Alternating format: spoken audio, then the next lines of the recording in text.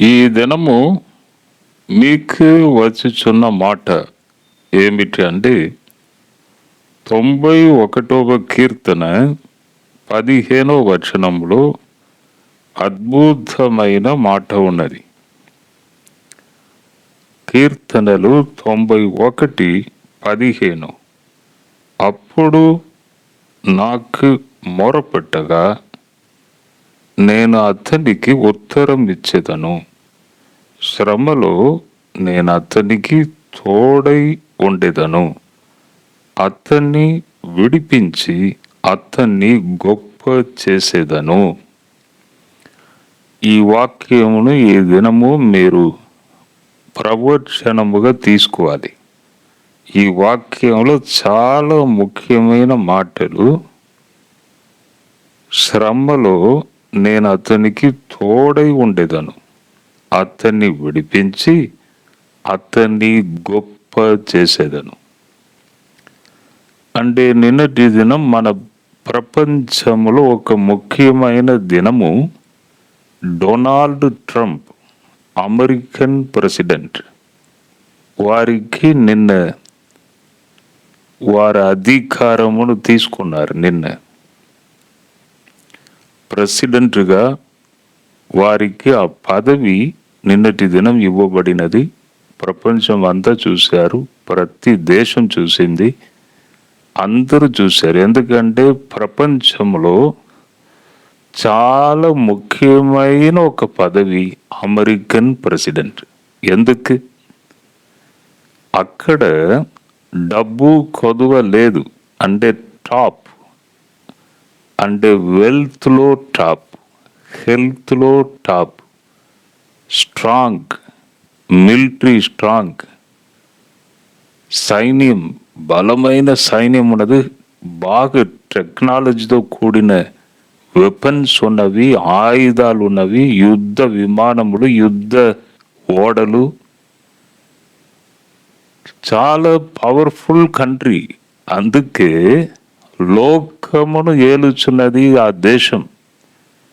అక్కడ ఇజ్రాయెల్ దేశానికి యుద్ధ ఓడలు పంపించుచున్నది. తర్వాత తైవాన్ ఎక్కడ ఉంది? తైవాన్ మన దేశంను దాటిపోవాలి ఈ సైడ్లో. అక్కడికి యుద్ధ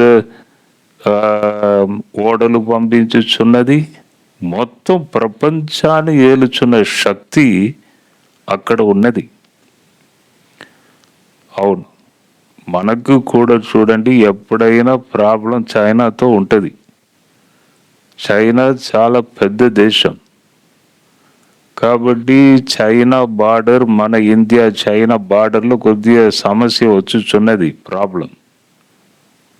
మనము అమెరికాతో కలిసి ఉండే తప్పకుండా చైనా కాముగా ఉంటుంది. అంటే ఇదన్నీ పాలిటిక్స్, రాజకీయంలో ఇదన్నీ ఉంటవి. ఇప్పుడు ఆ దేశము మన జోలికి రాకుండా ఉండాలంటే మనం ఏం చేయాలి? హఠాత్తుగా ఎప్పుడైనా చైనా మన మీద దాడి చేస్తే మనం ఎలా కాపాడాలి? మన దగ్గర ఆయుధాలు ఉన్నాయా? మన దగ్గర మిసైల్స్ ఏదైనా వస్తే దానిని మధ్య ఆకాశంలో ఆపి అక్కడనే హతం చేసే ఏదైనా మన దగ్గర మంచి టెక్నాలజీ ఉన్నదా? ఇవన్నీ ఏలుచున్న వారు పెద్దలు, దేశంలో ఏలుచున్న ప్రెసిడెంట్స్, ప్రైమ్ మినిస్టర్ ఇదన్నీ చూస్తూ ఉంటారు. అది మన పని కాదు. బయట వారందరూ అదన్నీ అలర్ట్గా చూస్తూ ఉంటారు. అన్నిటిలో అమెరికా దేశం అనేది అన్నిటిలో నంబర్ 1. మన దేశంలో ఉన్న లక్షల ప్రజలు కూడా అక్కడ వెళ్ళి బాగా సంతోషముగా ఆ దేశంలో నివసిస్తున్నారు. అవును, అమెరికా వెళ్ళిన వారు మళ్ళీ మన దేశానికి రావట్లేదు. అక్కడ మంచిగా లగ్జరీగా ఉంది, బాగుంది, లైఫ్ బాగుంది అని అక్కడనే ఉండిపోతున్నారు. నాకు తెలిసి కూడా చాలా మంది పోతున్నారు కానీ మళ్ళీ రావట్లేదు. భారతదేశం కంటే అది అడ్వాన్స్గా ఉన్నది. కాబట్టి అక్కడి నుంచి వారికి జీతం, డబ్బు ఇదన్నీ మన దేశం రావడం ద్వారా మన దేశంలో ల్యాండ్ రేట్ పెరుగుతున్నది. ల్యాండ్ కొంటున్నారు, అక్కడ సంపాదిస్తున్నారు, ఇక్కడ కొంటున్నారు. అంటే అన్నిటిలో, అన్ని విషయంలో అమెరికా అనేది అన్ని దేశాలకు కూడా ఫైనాన్స్లో కానీ అన్నిటిలో బాగా సపోర్టుగా ఉన్నది. నిన్నటి దినం డొనాల్డ్ ట్రంప్ వారు ఇంతకుముందు ఫస్ట్ టైం వారు ప్రెసిడెంట్గా దేవుడు ఆయనను చేసినప్పుడు బహిరంగంగా అందరి ఎదుట యేసును బాగా మహిమపరిచాడు. ఎవరు కూడా ప్రెసిడెంట్ కానీ ప్రైమ్ మినిస్టర్ కానీ ఒక మతం గురించి ఇలా పెద్దగా అలా చెప్పరు. ఎందుకంటే న్యూట్రల్గానే ఉండాలని వారు న్యూట్రల్గానే ఉంటారు. కానీ దేవుణ్ణి మహిమపరిచే విషయంలో డొనాల్డ్ ట్రంప్ వారు ముందుకు ఉన్నారు. నా ప్రభు, నా దేవుడు అని చెప్పి బైబుల్ని ఎక్కువ ప్రేమిస్తాను, నా జీవితమును మార్చివేసినది ఈ బైబుల్ అని బహిరంగంగా ఫస్ట్ టైం ప్రెసిడెంట్ అయినప్పుడు మాట్లాడిన మాటలు నేను విన్నాను. దేవుణ్ణి ఎవరు మహిమపరుస్తున్నారో, దేవుని మీద ఎవరు ఆశ కలిగి ఉన్నారో అటువంటి వ్యక్తులను దేవుడు కూడా గణపరుస్తున్నాడు. నన్ను గణపరచు అని నేను గణపరుస్తాను. ఇప్పుడు నేను దేవుని గణపరుస్తున్నాను, దేవుడు నన్ను గణపరుస్తున్నాడు.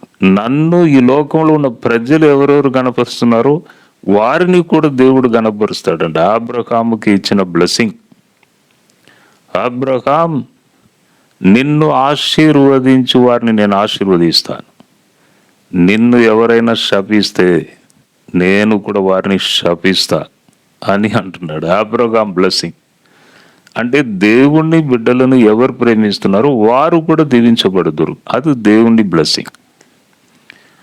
ఇక్కడ దేవుణ్ణి ఆయన గణపరిచాడు డొనాల్డ్ ట్రంప్. దేవుడు చూడండి ఆయనను కూడా గణపరిచి అంత పెద్ద ఉద్యోగం, అంత పెద్ద స్థానములో, అంత పెద్ద పదవిలో ఆయనను కూర్చోబెట్టారు. ఇది దైవ కార్యం. అధికారం అనేది దేవుని చేతిలో ఉన్నది. వెంటనే ప్రశ్న అడిగేవారు తప్పకుండా ఉంటారు. మన దేశంలో ప్రశ్న అడిగేవారు చాలా మంది. ఏదో మాట్లాడినా వెంటనే పట్టుకొని టక్కని ప్రశ్న అడుగుతారు. అంటే అందరికీ ఉంటుంది. నేను కూడా ఒక టైంలో ఇలాగే ప్రశ్నలు అడిగాను. అవును, మన దేశంలో కూడా దేవుని దగ్గర అధికారం ఉన్నదంటే ఒక క్రిస్టియనే ఉండాలి కదా, ప్రైమ్ మినిస్టర్గా మోడీ గారు ఎందుకు ఉన్నారు అని కూడా అడగవచ్చు. అంటే మోడీ గారి దగ్గర దేవునికి ఇష్టమైన గుణం ఏమున్నదో, ఎందుకు దేవుడు ఆయనను పెట్టారు, ఏదో ఒకటి స్పెషల్ ఉంటుంది, మనకు తెలియదు. తల్లిని బాగా ప్రేమించిన మన దేశ ప్రైమ్ మినిస్టర్ మోడీ గారు తల్లిని బాగా ప్రేమిస్తారు. అవును, కొద్ది ఎదగంగానే తల్లిదండ్రులు మర్చిపోతారు కొందరు.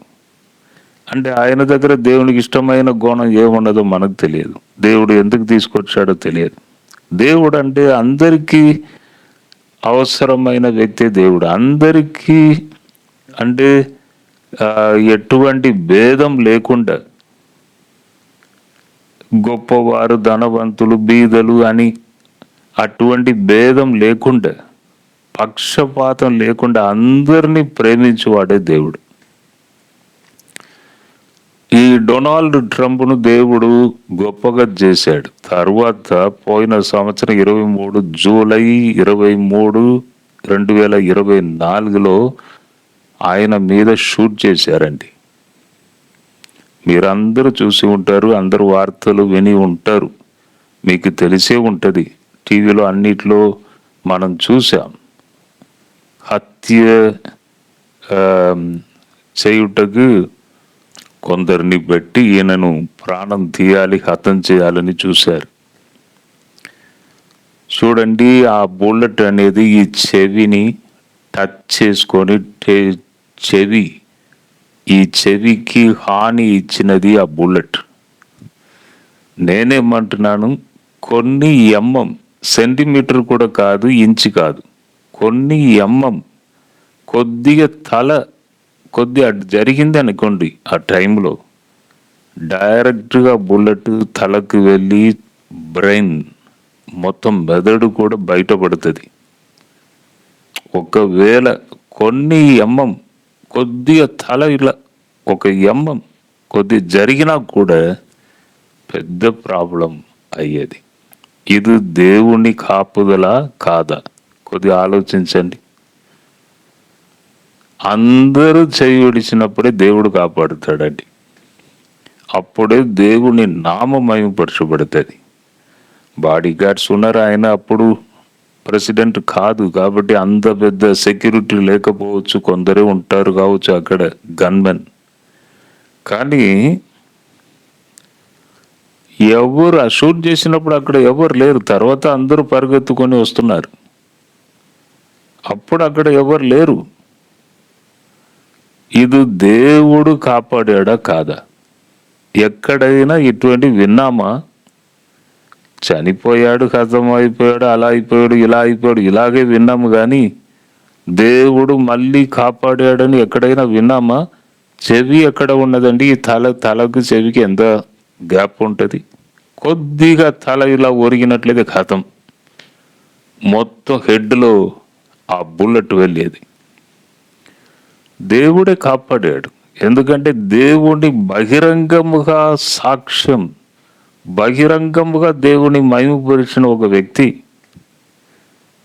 సామాన్యంగా అంత పెద్ద పోస్ట్లో ఉండి అట్లా మాట్లాడారు. ధైర్యంగా చెప్పారు, జీసస్ ఆయనే నా రక్షకుడు, ఈ బైబిల్ గ్రంథమే నన్ను మార్చినది, నన్ను గొప్పగా చేసినది అని చెప్పారు. ఇప్పుడు కూడా నిన్నటి దినం 21వ తేదీ నిన్నటి దినం ఆయన బహిరంగముగా ఆయన పదవి తీసుకున్నప్పుడు చెప్తున్నారు, దేవుడే నన్ను కాపాడాడు. అక్కడ నిన్న ప్రార్థనకే మొదటి స్థానం.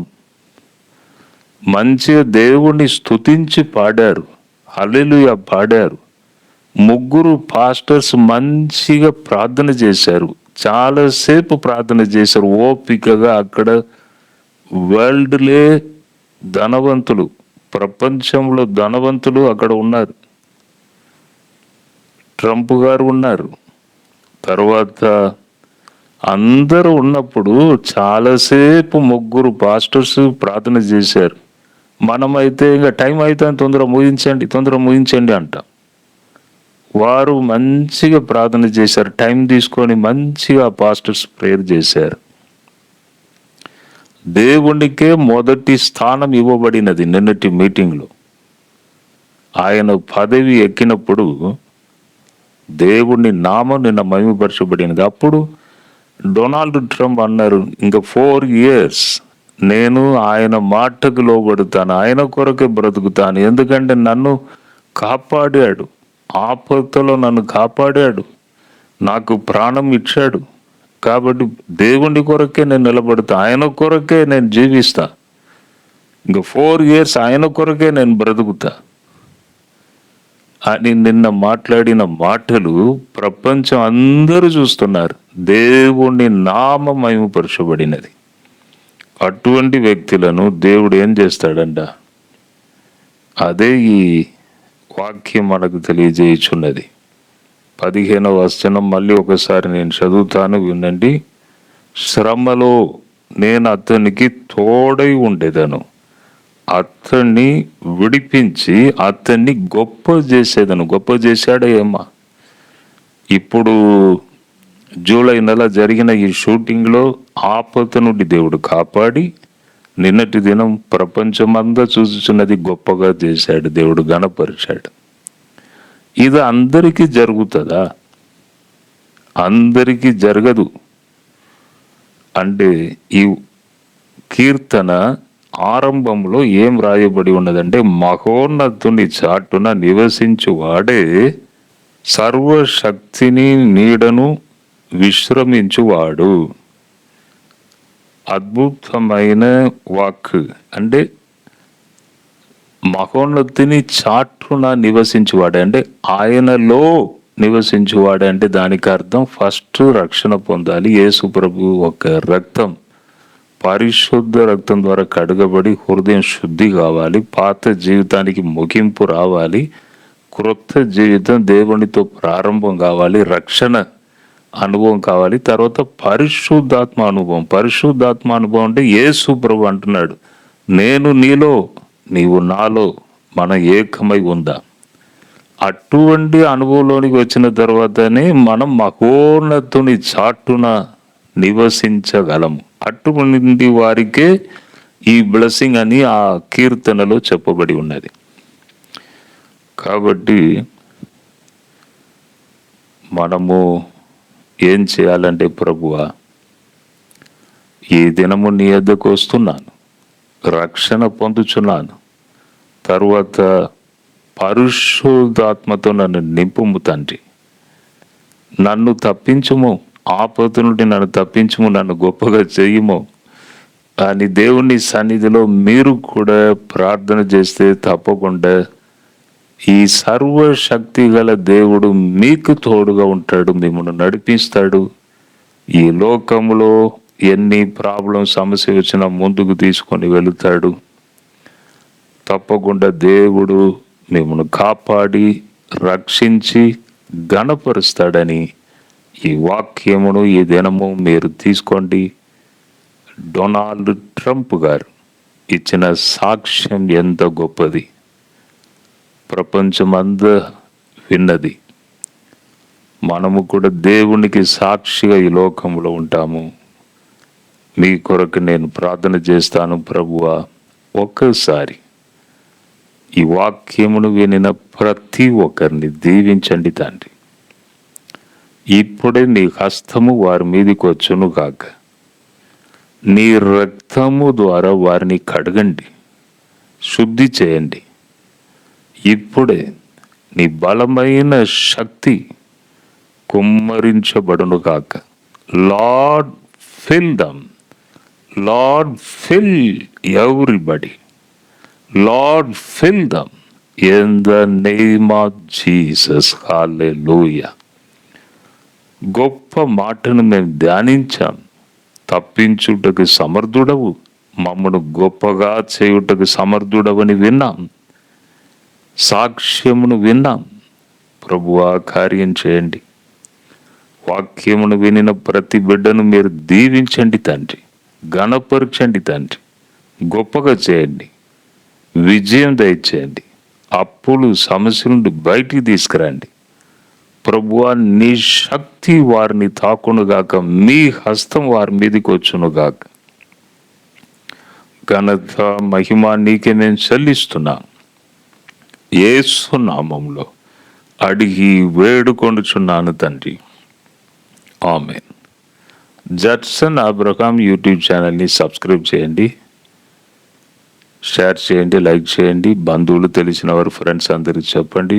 వారిని కూడా సబ్స్క్రైబ్ చేసుకోమని వారికి చెప్పండి. వచ్చుచున్న మాటలు, మార్నింగ్ డివోషన్ ఇవన్నిటినీ మీరు వినండి, దీవించబడండి. ప్రభు మిమ్మల్ని దీవించును గాక. God bless you, God bless you, God bless you.